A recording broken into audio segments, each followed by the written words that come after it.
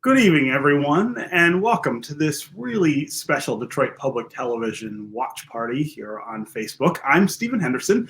I'm the host of American Black Journal on Detroit Public Television and a contributor to One Detroit, another of our shows. And we're gathered today to celebrate the beginning of Black History Month, but also the upcoming debut of a really amazing documentary series by scholar and documentary filmmaker Henry Louis Gates. We're going to have a really great conversation about this work that he's done on the Black church tonight. I've got three wonderful local guests with us who you're going to meet in just a little bit. We're going to talk about Gates' series. We're going to talk about the things that we're going to do here in Detroit this year as that series airs and as we highlight it each month on American Black Journal. But first, let's talk a little about what has brought us together. This intimate four-hour series from Henry Louis Gates Jr. It's called The Black Church. This is our story. This is our song, and it explores the 400-year history of the Black church in America, the way that it has changed over time, the way it has influenced both Black culture and generally American culture, and everything from the choir to the pulpit is going to be covered. The series is going to debut on Detroit Public Television on Tuesday and Wednesday, February 16th and 17th at 9 p.m. And at the same time, Detroit Public Television is launching a year-long initiative on the Black church in Detroit with monthly reports on the show that I host, American Black Journal. First episode of that will air on February 14th. That's a Sunday at 9:30 a.m. This is a partnership with the Ecumenical Theological Seminary here in Detroit and with the Charles H. Wright Museum of African America. So you can consider tonight an introduction to this year-long series and commitment to cover the history and the influence of the Black church here in our great city. We're going to be offering a sneak preview of the city or the series and insights from local pillars of the Detroit Black church community here in Detroit right now. But let's take a look at a little sneak preview of why we're all here tonight. Henry Louis Gates' series, The Black Church. This is our story. This is our song. This is our story. This is our song. Praising my Savior. All the day long. All the day long. All the day long. That is great. In the name of Jesus today, oh God, we are rising. The Black church was more than just a spiritual home. It was the epic center of Black life. Out of it came our Black businesses, our Black educational institutions. The Black church gave people a sense of value, belonging, and worthiness. I don't know how we could have survived as a people without it. To tell the story of American religion is to tell a political story. The Black church helped us to withstand all the slings and arrows of segregation and the segregationists. We're willing to be beaten for democracy. Freedom! Who are the five great Black preachers of all time? There's so many. Prathia Hall. Renita Weems. We serve a Jesus who came and turned over the tables. Jeremiah Wright. Gardner Taylor. Howard Thurman. I left out Otis Moss. Presiding Bishop Michael Curry. Love can be sacrificial. Did you think that you were going to get one amen out of those Brits? I learned how to see amens in their eyes. I'ma clap my hands. I'ma sing to the Lord. Some might argue that the Black church is the first Black theater. The role of music in the Black church, it's everything. How do you define gospel music? Oh, really simple. Gospel music is the sonic presentation that talks about the majesty of Jesus. Entertainment shouldn't be in the church. What do you think the preacher does? The preacher, and there, and if and what? That's entertainment.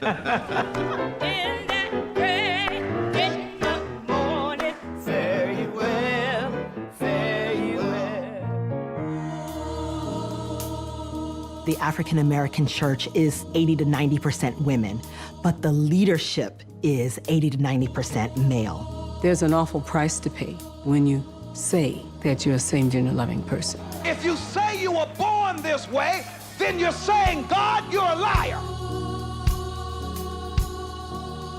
We are a testament to the goodness and the grace of God. Everything in the world has tried to kill us, and we're still here. Culture says you the wrong race. The price says I made your race, and I ain't made no mistake. It was our balm in Gilead, the place where our people made a way out of no way. It was that place from which our souls could look back and wonder how we got over.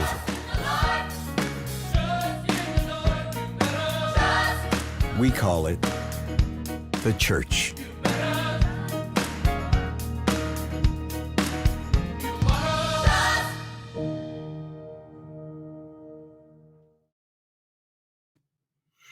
Just watching the clips, I think you can see how powerful the series is going to be and how many different aspects of our lives that it records and will touch on.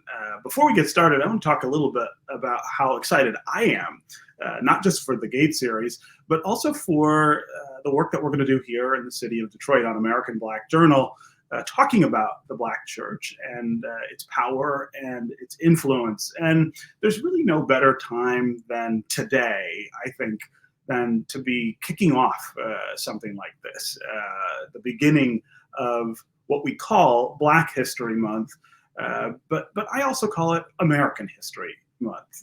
I think talking about Black history in the context of a mere 28 or 29 days doesn't do it justice. It doesn't really speak to the power that African Americans in our experience, African Americans in our culture have had on this country. This country would not be what it is today if not for the presence of African Americans in our experiences and our culture. And that means our church. That absolutely means the role that the church has played over the 400 years we have been on this continent. And this weekend, as I was getting ready for tonight's program and thinking about the things that we're going to do on American Black Journal over the year, I was actually listening, I just happened to be listening to an album by one of my favorite artists, Prince. And it's an album that I don't listen to a whole lot, but it's just him sitting at the piano, singing a wide range of the songs that he wrote. And as I sat there listening, each of these arrangements of these songs, very familiar songs, is so different than the album version or the live version with his band. And what's different about them is that what comes out in that performance, in each one of those performances, is the roots of gospel, the idea of the rhythm, of the chord structure, of the chord changes that define gospel music. He's using them to sing songs that he made as pop music. And it just reminded me again of how much of Black culture, how much of American culture owes its existence, owes its power today to the existence of the Black church. Prince is somebody who, of course, grew up in a Black church like lots of the rest of us did, and the music that he made drew all the time on those influences. And so this is a really powerful time to be talking about the Black church. Of course, we also have the context of now and the conversations that we're having in this country about American inequality, which of course centers on African Americans and our experience, how we change that, how we make up for that, how we get to a place of final sort of equality in this country. Of course, the Black church has everything to do with that. So I am as excited, I think, as any about the Henry Louis Gates series and the work that we're going to do in Detroit. As I mentioned earlier, I've got three friends with us tonight to help us talk about what Gates has done and talk about the Black church in Detroit, get us started on this. And I want to bring them into the conversation now. Freda Sampson is a member of the DPT Community Advisory Panel, and she's also president of the Frederick G. Sampson Foundation. Freda, welcome to the Watch Party. Thank you, Stephen. It's good to be with you and with the other panelists tonight. I'm looking forward to an awesome conversation. Yeah. We've also got Reverend Kenita Harris, who is the Minister of Social Engagement at the Detroit Bible Tabernacle and the COO of Jefferson East. Reverend Harris, welcome to the Watch Party. Thank you. Really excited about being here tonight and being on the panel and discussing the tradition of the Black church, especially here in Detroit. And we've also got Dr. Terri Laws, who's a professor of African and African American Studies and Religious Studies at the University of Dearborn. Professor Laws, welcome to the Watch Party. Thank you. Thank you, Stephen. And thank you to the other panelists. I'm so glad to be here with you. I look forward to a great conversation. So let's start with your reactions to what we just saw, the synopsis of Henry Louis Gates' series on the Black church. Freda, I'll start with you. Yeah, thank you. So first, let me start by saying how absolutely thrilled I am that Dr. Gates has taken upon himself to have this initiative, to have this documentary even take place. It is so important, the voice and the story of the Black church woven into African American history as we launch Black History Month on today. But more importantly, or minimally equally as important, is the value and the contribution of the Black church to the larger American experience. If not for the Black church, where would we be as a country? The sustainability, the empowerment, the community, the connectivity, the spiritual upliftment, the reinforcement of our own humanity largely took place in the space of the Black church for African Americans in this country. If not for that institution, we would not have a shared space that we owned, if you will.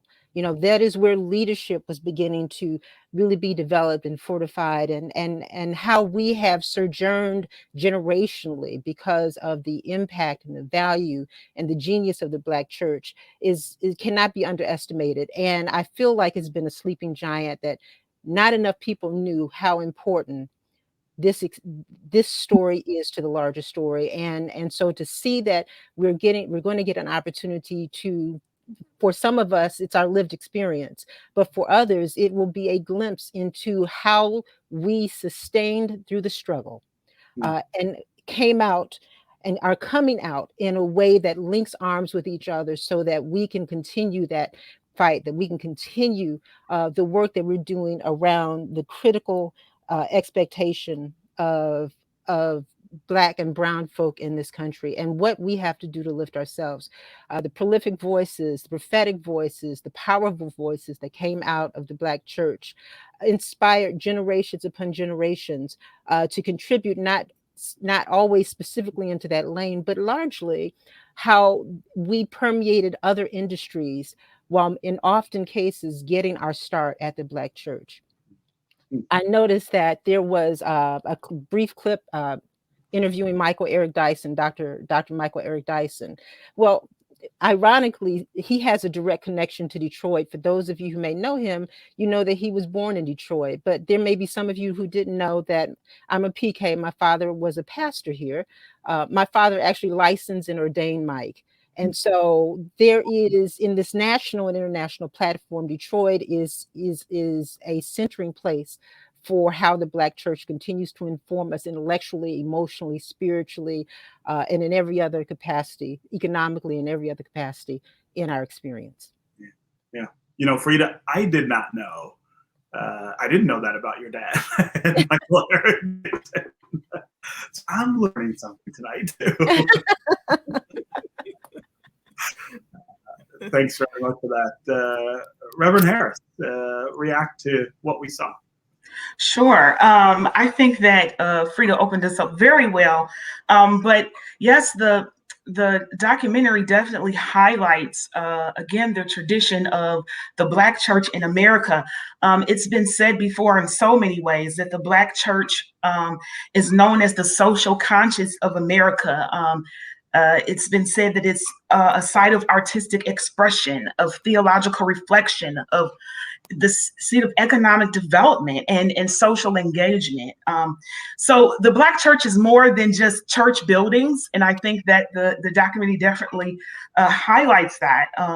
It's more than church buildings filled with Black bodies that are filled with the Spirit, and indeed that is what the Black church is. But the Black church is a rich tapestry of religious experience, of coming from different denominations, and but all tied together sort of in this, as Freda talked about, how we've been able to sustain ourselves through this struggle. So the Black church is not a monolith, and I think we'll see that in the series.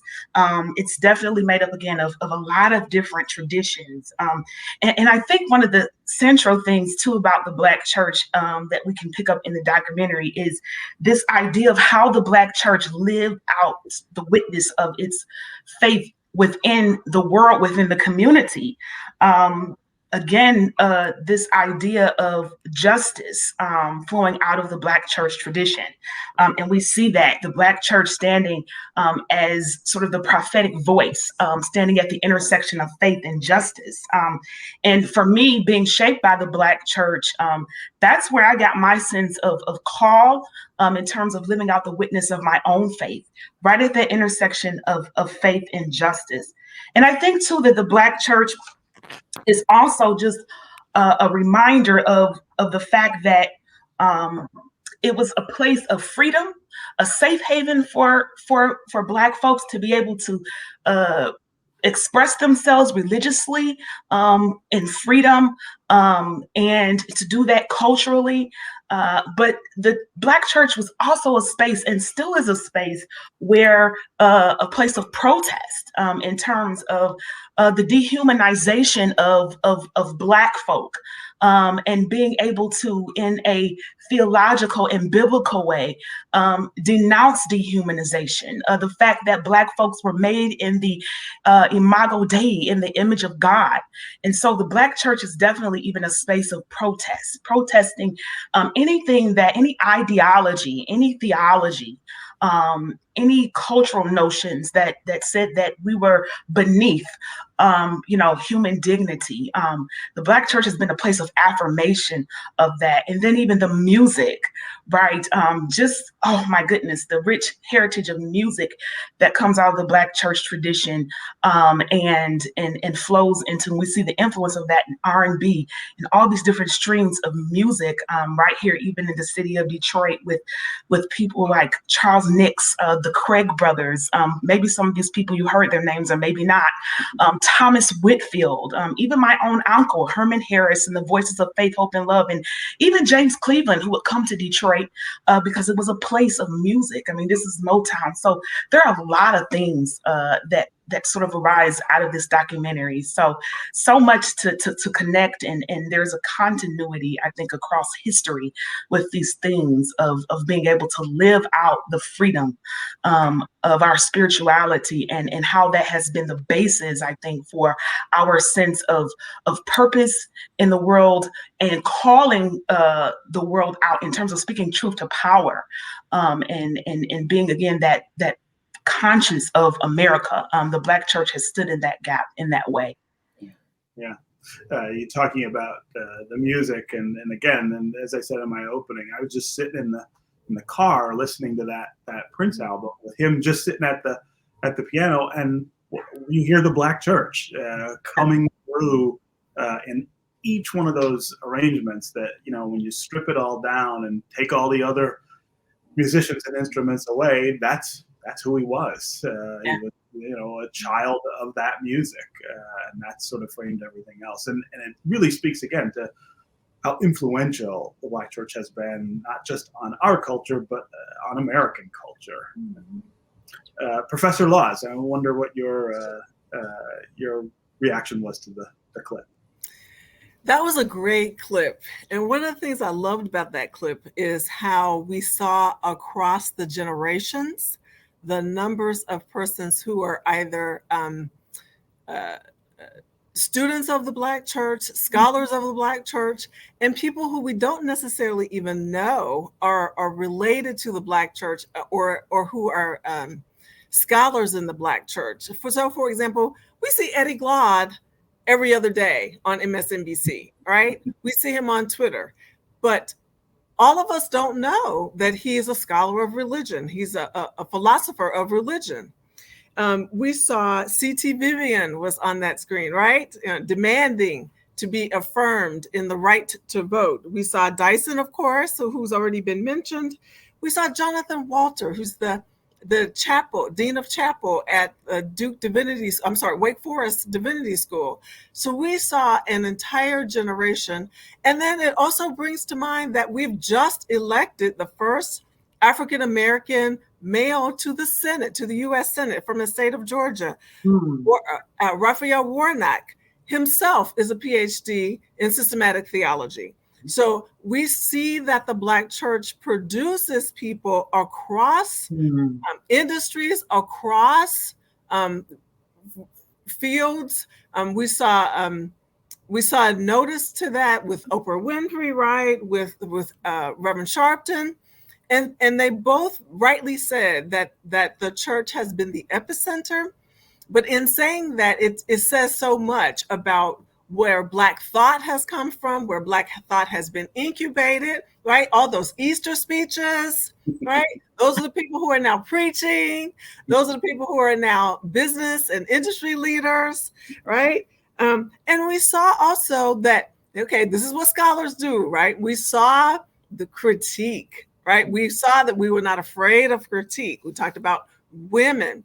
And it brings to mind a book called If It Wasn't for the Women, and how women have been so instrumental in the church itself, but also in Black communities, and have come together in order to make things happen for Black communities.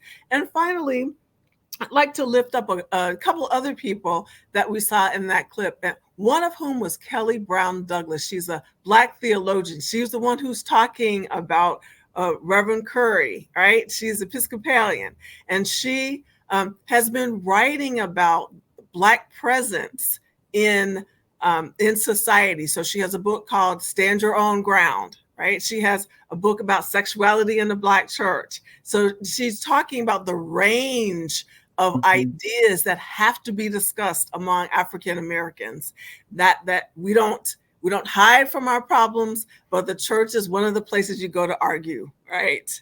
Right. So sometimes it's one of the places where you go to find out you're not going to argue that, right? So that was a great clip. Thank you so much for showing that. Yeah.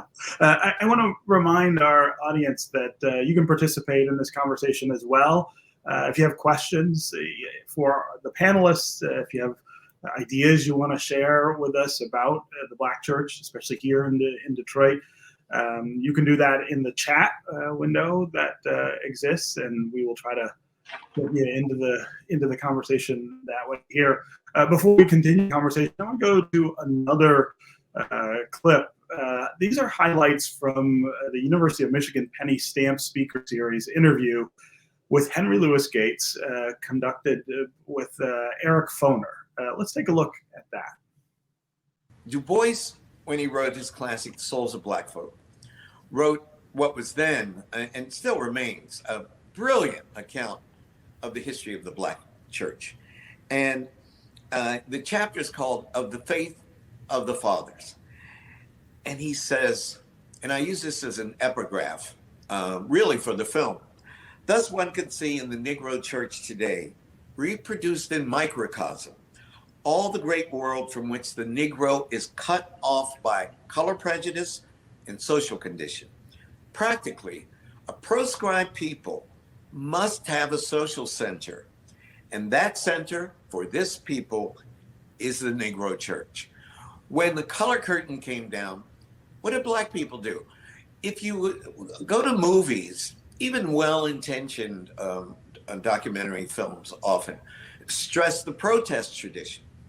You'd think that all our ancestors did was protest. But what we really did, Lynette, was replicate the social world from which we were excluded. You were a doctor, you couldn't get in the AMA, you formed the NMA, the National Medical Association. 3 generations of dentists in my family. You couldn't get in the American Dental Association, we formed the National Dental Association, the National Funeral Director Association. You're mentioning Kamala, AKAs, the Divine Nine, the Black sororities, Black fraternities, Black everything.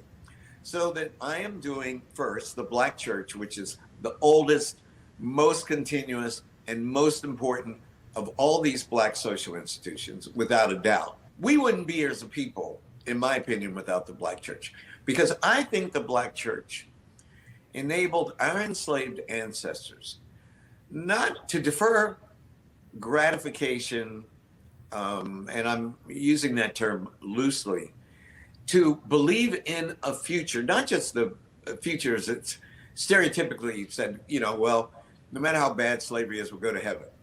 I think it allowed them to have their own marriages, have children, and believe that those children's lives or their grandchildren's lives eventually would see freedom. It was a more complex kind of deferred gratification. And I think without the church, they never would have gotten it. That was Henry Louis Gates talking with Lynette Clementson, who is the executive director of the Knight Wallace Fellowships at the University of Michigan, and with historian Eric Foner as part of the U of M Penny Stamp Speaker Series. Dr. Laws, before we came on, you caught a glimpse of some of that clip and reacted to it. What he's saying there about there wouldn't be an African-American people, we wouldn't be here as a people if not for the Black Church. That struck a chord with you. It did, and so I'm sure he'll show it in the film. But when we hear that term, the Black Church, part of what that perhaps conceals, because it leads some to think about a building.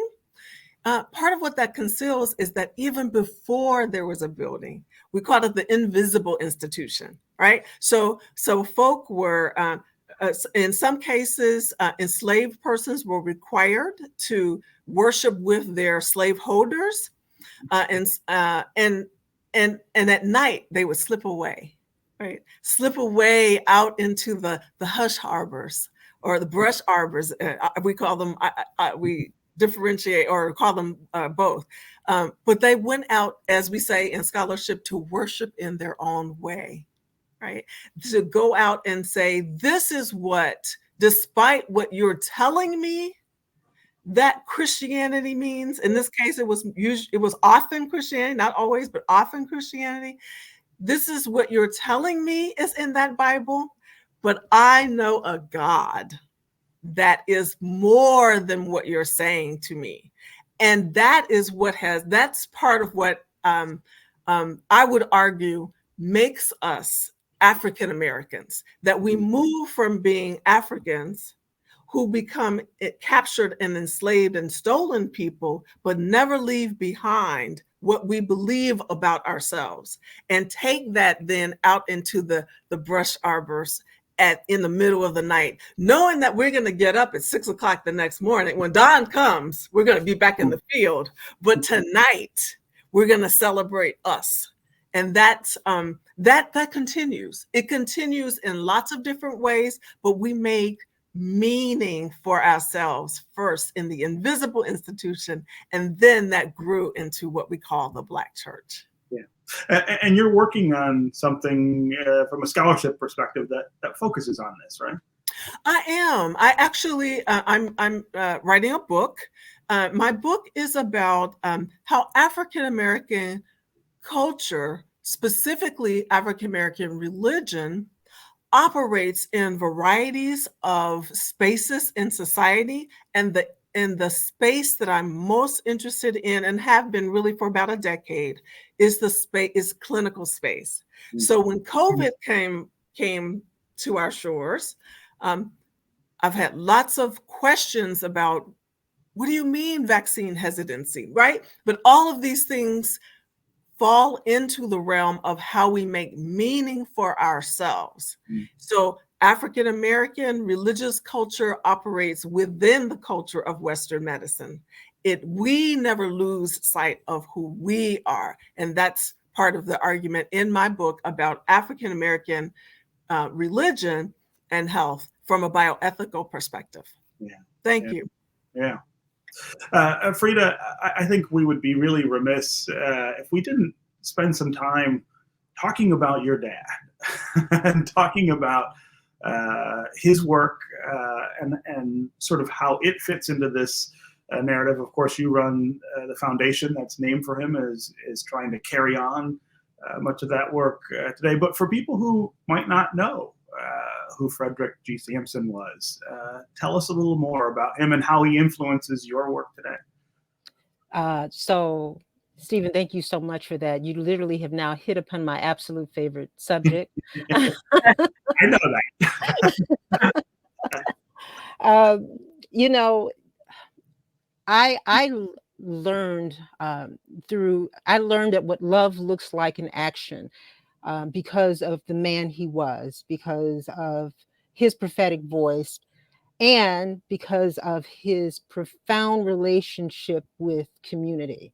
And so when I think about and speak about who my father was in this larger context of the Black church and the voices and the leadership that represents the Black church, you know, as a little girl growing up and as an adult that perhaps is wearing different shoes but continuing the journey, if you will, it became just abundantly clear that when you are speaking about the love of God, when you are bringing together individuals who are dealing with extraordinary circumstances every day of their life, and when they arrive at the church on Sunday or Wednesday, or for choir rehearsal on Thursday, or for Tuesday night Bible study, whatever that might look like, that the job of the pastor, in my opinion, is more than just praying and preaching, right? That there is not a disconnect between social justice and equity and the prophetic word. And what my father shared, he was the pastor of Tabernacle Missionary Baptist Church for 30 years. Prior to that, he was a pastor in Louisville, and prior to that in Roanoke, Virginia. And he really took on his civil rights legs in Roanoke, Virginia, where when he arrived to Louisville, he was fully consumed in the space of civil rights and very much a colleague with Dr. King. And, you know, how much pride do I have to be able to say that about someone who I call dad, right? Let me just say this. I adored him, still do. It should be evident. But when we got to Detroit, he didn't stop that work. And so his space in this city, I believe, permeates the walls of the church and expands itself around the power and importance of economic stability and economic equity.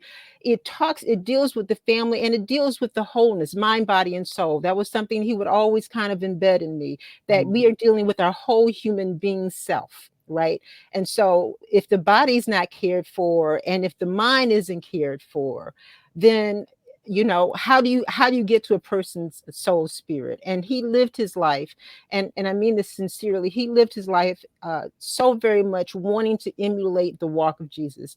And what that meant was that the person that we saw in the pulpit or having coffee at McDonald's was literally the same person that I met in the evening when he would come home to be with his family.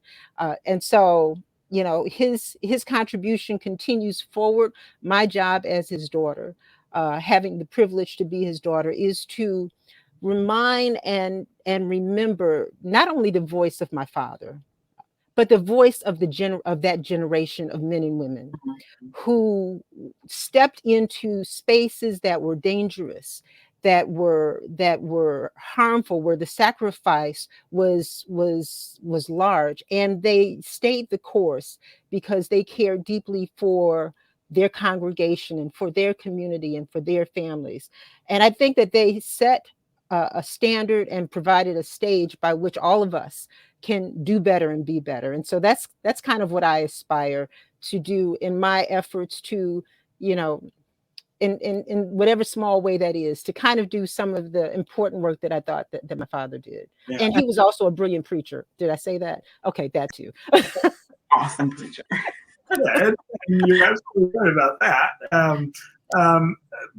But you know, in your work now, talk some about the echo of your dad and the things that you were doing in our community now, trying to again push for and achieve that social justice that lies at the core of the idea of the Black church. Yeah.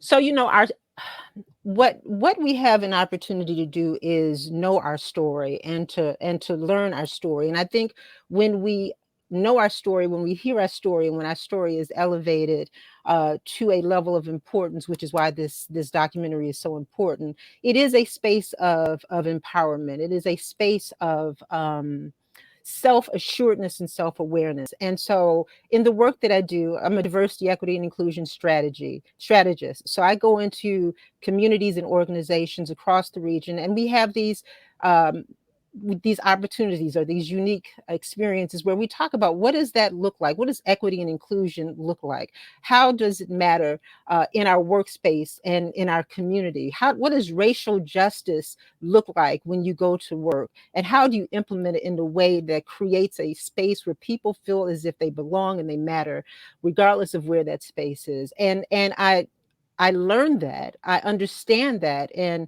I try to drive that as both my lived experience as well as the work that I do because of what I saw him do. Again, he showed me what love in action looks like. And that is that all of us in the spiritual sense will fall short, right? But all of us are connected to God, and thus that makes us okay. That makes us enough in our own right. And when we can help people experience their enoughness, when I can go and have a conversation about the challenges that occurred because of segregation within Detroit over the past 4 or 5 decades, and how that has catapulted us to a certain place, well, understanding that history now gives us language and gives us momentum to say, well, you know what, we're going to do something different now, because now that I hear and know, I have different opportunities to do something differently. And so to be able to use what I learned by watching him and others like him, his peers, his colleagues, as I traveled with him often around the country to see what people were doing all over the country. What it led me to really know for sure is that Detroit is also an epicenter around the Black church and the Black voice, and what it is that we contribute to the whole world. Yeah. Reverend Harris, you're Minister of Social Engagement at Detroit Bible Tabernacle. First, I want to have you talk some about that work and how that relates to the history of the Black church and this mission that we inherit from those who came before us. But then I want to talk a little about your other work as CEO of Jefferson East, which I see as maybe as an extension of that work and that legacy. Sure. Yes. So, yes, I have been in ministry for over 10 years now and moved back here to the city of Detroit. I'm born and raised Detroiter, graduate of Cass Tech, Marygrove College, U of D Mercy. So, you know, my ties to Detroit they run deep. And in my work as Minister of Social Engagement, one of the things that I have tried to do and hope to do is, after I returned to Detroit, was to really get a better understanding of the landscape of the city of Detroit, because it had changed so much since when I graduated college, which was in 2004. And when I came back, really felt a call to come back to the city, to actually go back to my home church, which is the church that my dad started out of our home, and we ended up leaving our home and actually turning a nightclub on 6 Mile, the Nichols here on the west side of Detroit, into a church with a Christian school down the street. And so people who lived in the neighborhood came to our church, and we were an institution on the northwest side of Detroit, just trying to meet the needs within the community. And I think, for me as a minister, and we talk about being a minister of social engagement, one of the things that I want to do and strive to do is to really help bridge the community with the church, because that's really what the church is about, particularly in the tradition of the Black church. The Black church bridged church with community, faith with living out, again, the witness of faith, particularly through activism, through social justice, as Freda mentioned before. And again, that's a legacy that I come from. And, it's really central to helping us to understand what it means to be at this intersection that I talk about of faith and justice. The great tradition and the great, I want to say, legacy of faith that was passed down, even from Freda was talking about her father, Frederick G. Sampson. He was also a mentor to my father, amongst other Black ministers. My dad would tell me stories of Freda making them sandwiches while they had discussions about faith and life. And that sort of tradition, that legacy of faith, that legacy of activism, that sense of being, a part of this work of faith and justice, right? It's not separate. Faith and justice run from the same stream. And this is what we see within the tradition of the Black church. And so that to me is very important. And, again, as I mentioned before, the Black church is not a monolith. It's a rich tapestry of different experiences. And, even the challenge of being the Black church in the 21st century, really is one of the things in terms of being relevant and meeting the needs within the local community. So yes, the extension of my work at Jefferson East comes out of this sense of this intersection of faith and justice, and really listening to the Spirit in terms of keeping the ear to the ground about how the Spirit might be calling us to participate in the redemptive work of the Spirit in the world. That is the work of justice. That is the work of, again, justice is the worth of human beings, right? And this is like what the Black church tradition has been about, not only just for Black folk, but it stems from our sort of experience of the fight for equality within our country. So Jefferson East, for me, is an extension of my calling that was nurtured in the Black church tradition of bridging church or faith with community. And so our organization, Jefferson East Inc., it serves 5 neighborhoods across on the east side of Detroit. And I just really see that as a way of living out my calling at this intersection of faith and justice. And this is also in the tradition of a lot of things with the church in terms of even meeting needs in the community through models of economic development. There's such a strong history of faith-based community development that comes straight out of the church, this legacy of the church being a space for political debate, for organizing, for training, for job force development, for all these different things. The church is that epicenter, right? And has always been and still is today. And, when I think about that, I live on the northwest side of Detroit. I grew up there, and there were 2 churches that were in walking distance of my home: Hartford Memorial Baptist Church and Greater Grace Temple.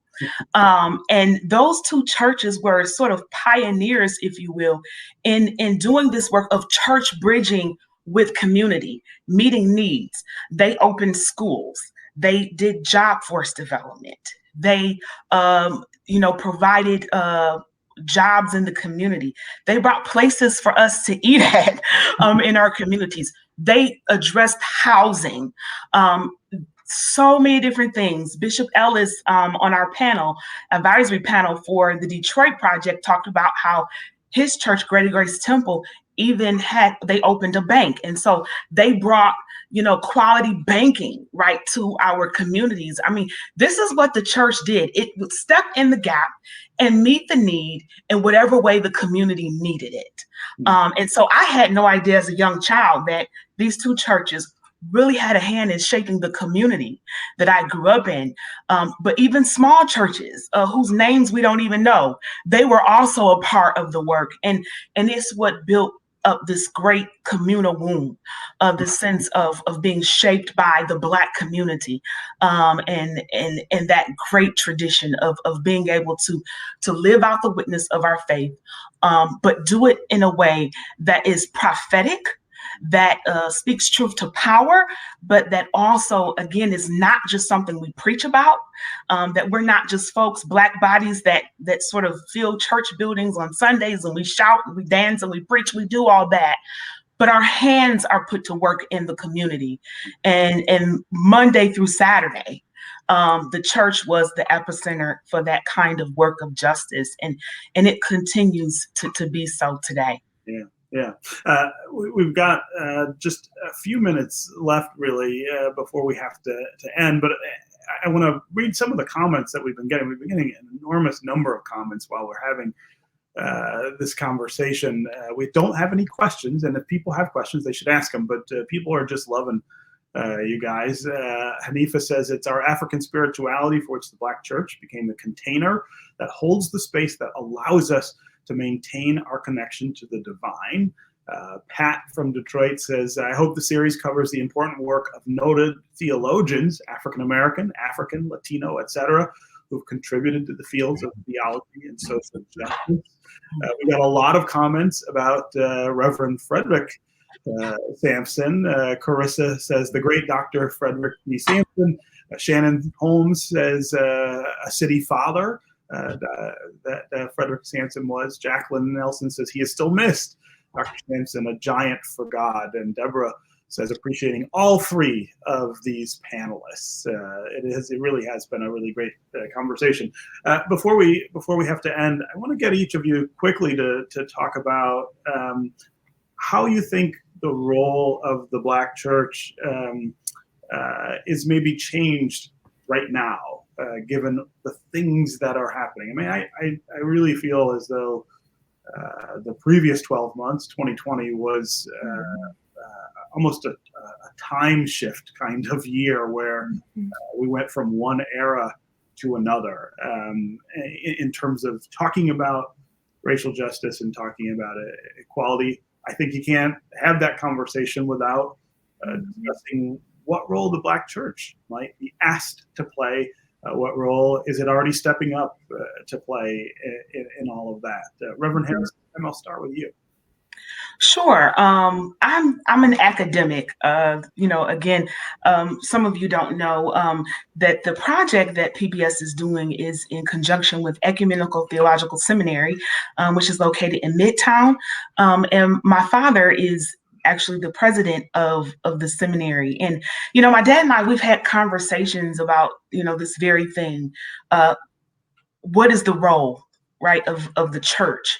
What is the role of the Black church, in the 21st century and what we're facing today? And I think one of the things that, as a minister, I can answer this question is that church is not what it used to be.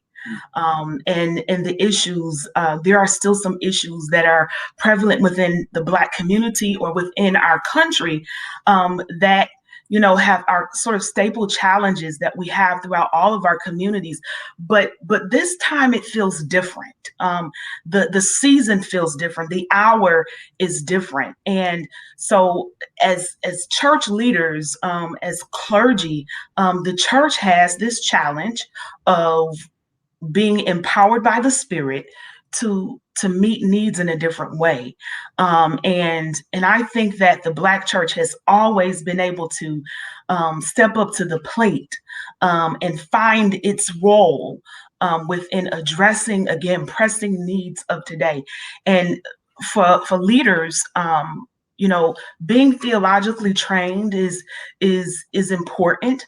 And places like ETS are spaces where these conversations are going on in classrooms. They're going on now, online schools where students, like in places like Ecumenical Theological Seminary, are talking about what is their role as being called by God to serve in communities, like in the city of Detroit, and how do we serve in seasons of challenge like this? And I think that so much work is being done in many innovative ways of thinking about how to do ministry, because ministry is not just within the four walls. It's really outside the four walls. Again, the intersection of faith and justice, I want to keep pushing that, because I think that's a very helpful way for us to think about how we address some of these challenges that face us. But I really sense in my spirit that the Black church is capable and ready to be able to stand at that intersection of faith and justice, and to face the challenges head on. And of course, being able to be the space where we talk about the issues. We talk about all of the issues that are affecting us, whether we agree or disagree.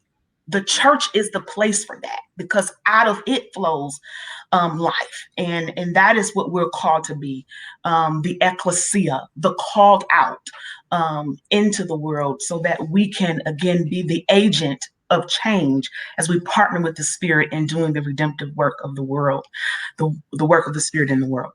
Yeah. Dr. Laws? Yes, I want to affirm everything that Reverend Harris said. And I want to say it in a slightly different way. What I would say is that I agree, and when we're talking about the faith and justice, it really, the moral underpinnings of many African Americans remains coming from our religious faith, and typically that's the Black church, and in that, then we have the opportunity. This year has shown us, like no other, that the church is absolutely in need of being present in all kinds of communities. Let me give a quick example. We have heard a lot this year about Tuskegee. Mm-hmm. One of the things, though, that perhaps we don't know is that, and we could look at this in a couple of different ways. One of the things that we know is that we've talked about how African Americans have been vaccine hesitant, but we've also talked about the history. One of the things that hasn't been talked about is the reality that public health professionals have long known that when you want to reach African Americans, that you have to have some kind of relationship with Black churches. But we've also been challenged this year because COVID also required us to socially distance.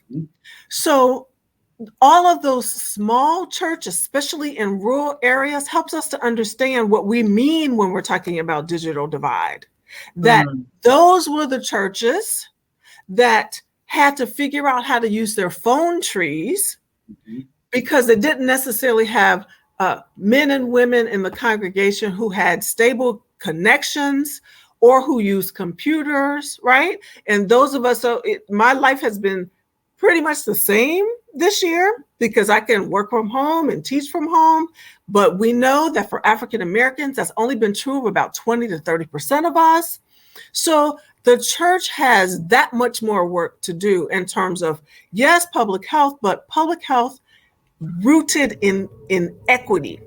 And that has been the work that we have been searching for in the Black church from the very beginning. Equity, the equity that comes from our affirming ourselves, because we understand, as Reverend Harris earlier said, that we are built in the image of God, but also that we are equivalent to other human beings. And because of that, then the work of the Black church will be to go into all of these institutions where equity is required. So the work of the church is never done. Wow. Wow. That's a really powerful observation. Freda. I think you're on mute, Freda.